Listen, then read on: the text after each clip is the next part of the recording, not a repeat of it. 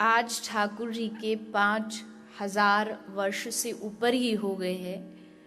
इतने वर्ष बीतने के बाद भी आज जब नंदोत्सव होता है तो लगता कन्हैया अभी अभी प्रगटे हैं, मानो अभी सचमुच आए हैं। तो जब ट्रेलर ऐसा है, उस समय क्या रहा होगा। अगर वो गोपी बावरी हो गई कि उसने लहंगा की जगह चुनरी बांध ली, चुनरी की जगह लहंगा पहन लिया, तो कौन सी बड़ी बात थी। पागल तो होना ही था उनके रूप को देख करके।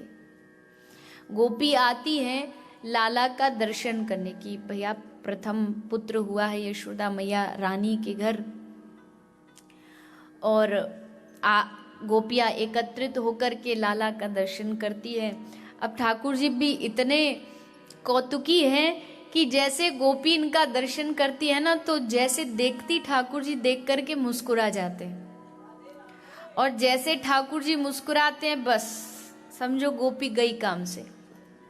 भगवान ने अपना जादू इसके ऊपर चला दिया। अब इसको बचाने वाला कोई नहीं है, ऐसा प्रभु कौतुक करते। देव, गंधर्व, अप्सराएं, किन्नर सब ने आकर के हमारे ब्रज के कौन, हमारे ब्रज में कहते कन्हैया को कि यू हमारो ब्रज को रसगुल्ला है। रसगुल्ला कितना मीठा होता है, जाके मोड़े में जाए सो मीठो ही मीठो कर दे। तो ठाकुर जी भी जाके जीवन में जाए या जाके नाम पे कृष्ण नाम आ जाए, वा को पूरो जीवन मिठासते भर जाए, ऐसो ब्रजवासी माने। तो अब तो अनंत आनंद ब्रज में बरस रहा है। नित्य प्रति गोपी लाला का दर्शन करने पहुंच जाती। लाला को ठाकुर जी का जन्म कौन से वार को हुआ था मालूम है? बुधवार को। तो बुधवार को हुआ तो एक दिन गोपी 6-7 दिन हुए होंगे कि पहुंच गई, और जाके मैया को बोली यशोदा मैया लाला के जन्मदिन की बधाई हो।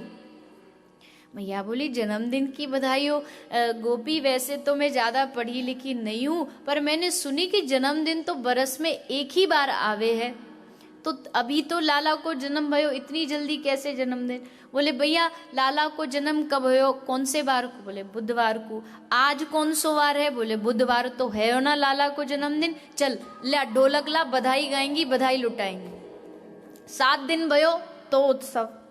फिर अगले दिन कुछ समय बाद आई, बोली मैया लाला के जन्म की बधाई हो। मैया बोली अब का भयो? बोले मैया ये बता कि लाला को जन्म कौन सी तिथि को भयो? बोले अष्टमी को भयो। आज कहाँ है अष्टमी? तो बोले लाला को जन्म है। मतलब ब्रजवासियों को उत्सव मनाने के लिए बहाना चाहिए था। जैसे एक पीने वाला होता है ना, उसको बहाना चाहिए। आज क्यों पी रहा है? आज मैं बड़ा दुखी हूं, घर में से किसी ने कुछ उल्टा बोल दिया। आज क्यों पी रहा? आज मैं बड़ा खुश हूं, आज मेरा जन्मदिन है, आज सालगिरह है। उसको हर उत्सव पीने के लिए प्रेरणा देता है। वैसे ही ब्रज के जो लोग होते हैं ना, उनको हर दिन भगवान के उत्सव की प्रेरणा देता है। आप वृंदावन आ जाइए, हर दिन ठाकुर जी का उत्सव होता है। किसी दिन झूलन उत्सव है, किसी दिन चंदन उत्सव है, किसी दिन भगवान की छठी पूजी जा रही है। आज जन्माष्टमी है तो आज राधाष्टमी है, आज राधा रानी की छठी। हर रोज उत्सव। और कुछ भी नहीं हो तो बिहारी जी में बंगला तो रोज सजता है। कोई ना कोई भक्त आता, बंगला सजा देता, और ठाकुर जी सहरा बांध करके बैठ जाते हैं। हर बंगले में ऐसी सुंदर तैयार होके बैठ जाते हैं। एक ब्रजवासी के पास एक आदमी आया तो उसने बोला कि आज यूं बड़ो तैयार है के बैठो बिहारी। कहा भयो आज इतनो तैयार काय को है रो? बोले लगे आपको ब्याह है। तो दूसरो ब्रजवासी बोलो क्यों?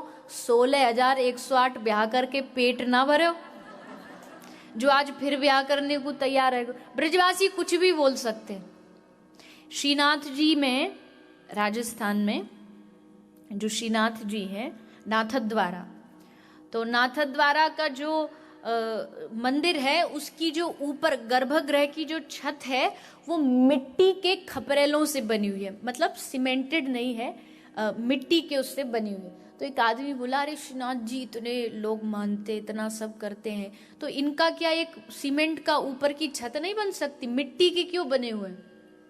तो पास में एक ब्रजवासी खड़ा था, तो वो बोलो कि अरे भैया कैसी बात कर रहे हो, चोरन के का कहीं पक्के घर होवे हैं।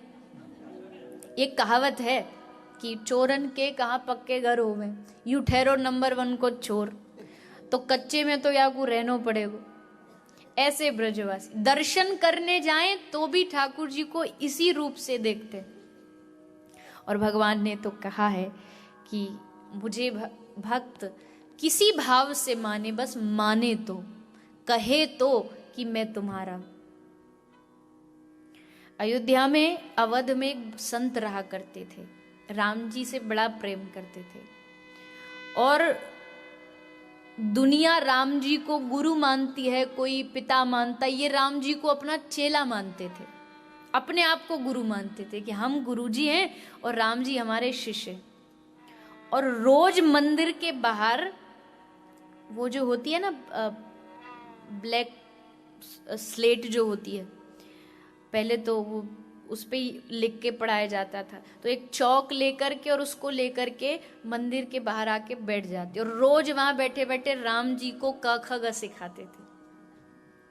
इतना इनका भाव, और ये सचमुच उनको शिष्य मानते थे और डांटते भी थे, कहते थे कि तू राजा का बेटा ये मत समझना, राजा का बेटा तो डांट नहीं लगेगी, डांटते भी थे।